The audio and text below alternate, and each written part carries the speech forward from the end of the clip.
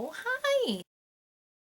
This week, I'm feeling like a human again. It's just been the most insane year for my health. I take care of myself as well as I can, but my body's a fucking lemon. Thanks Ella and Kyle for letting me steal that phrase. I've been wearing this very fashionable bad boy. One of the biggest issues with putting ice or heat on your knee is that shit doesn't stay on there. If your knee's bent at all, you just gotta like try to balance a fucking ice brick onto a rounded point. I don't know if any of you remember when I tried to make shorts and failed. I finally found something to do with the scraps. You can use literally any scrap you want. Certain synthetics I probably wouldn't be stoked on putting in the microwave to heat up the heat pack. Jesus, it's been so long I forgot that I do this part. And this is like the best titled beer. Here's what you need.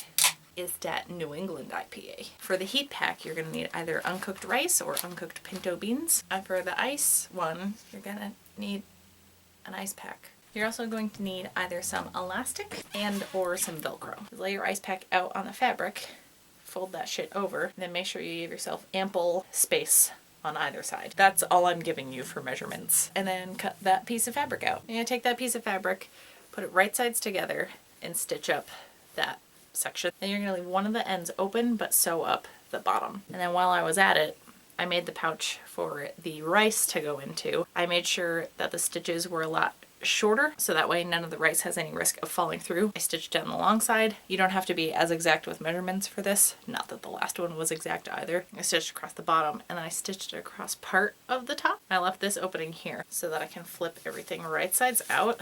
Do the same with your ice bag. Alright, so yeah, this one has a little opening. Let's make sure you push all the corners out. Now that everything has been flipped right side out, I'm going to take scraps. This is about 5 inches wide, so I'm just going to cut this in half. You need 2 strips is what I'm telling you. 2 strips per pouch. So 4 total if you're making both, just for those of you following along. These just have to be long enough attached to each side of your pouch and have your leg fit in that loop. Well, I guess it doesn't have to be your leg, even your waist. Like if you need a heating pad right on your abdomen or something for like menstrual cramps or some shit, just go ahead and measure around that and then make these that length. The vague measurements I've been giving are definitely to make this more user-friendly and, you know, customizable, and definitely not because I'm flying by the seat of my pants. So for my strap, since this is going around my leg, make it whatever width you want, but this is about 4 or 5 inches. So I'm gonna fold this in half, right sides together. Stitch the ends if you want. You can do it with an unhemmed piece of fabric if you don't want this to be real fancy. Just make sure you have a strip for the top and the bottom of the pouch. So I honestly have no idea where I was filming this project because I started it so long ago, though I still need the things I was making. Here's hoping there's some continuity to this video. I also found this dried lavender swatch someone gave me. Lavender and lilac are probably my 2 favorite scents. So I'm going to attach the straps before I fill this. All of these have been turned right sides out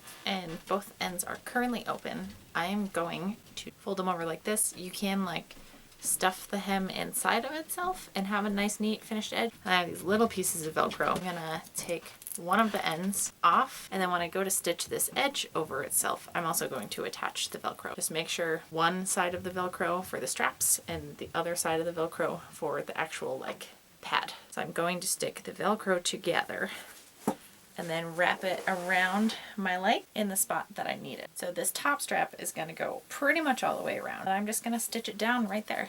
Stitch it just like that.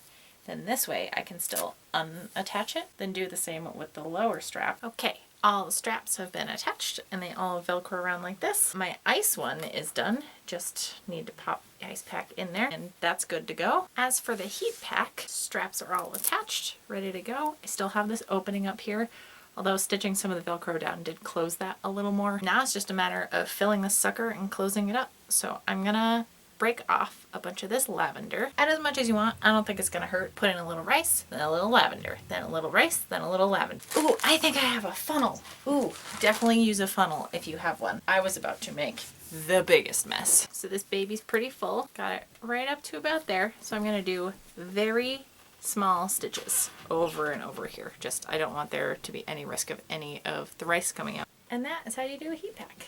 Super high fashion, right?